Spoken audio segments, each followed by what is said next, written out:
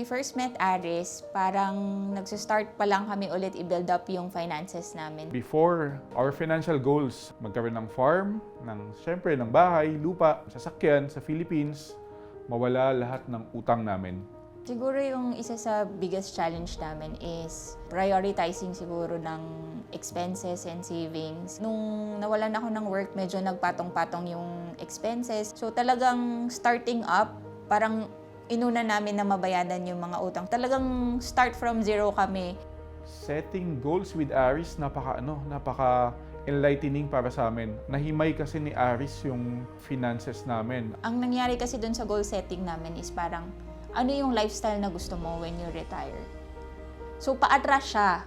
Parang hindi yung ibibigay mo sa kanya na ito yung ipon ko, ano yung pwede kong gawin sa pera na meron ako ngayon.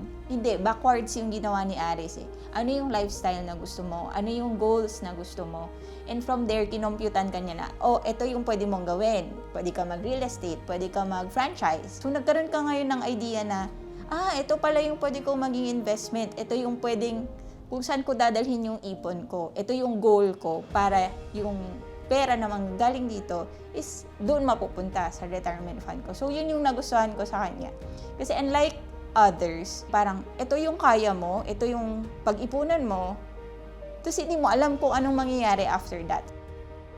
Lahat naman siguro tayo may goal sa buhay.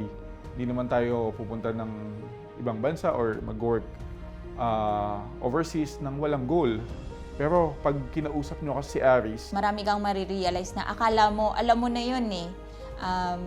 Siguro alam mo na nga na ganun siya. Pero yung process papunta doon, mag-guide ka talaga ni Aris on how you can reach those goals. Bibigyan ka niya ng ideas, step by step, paano mo siya magagawa.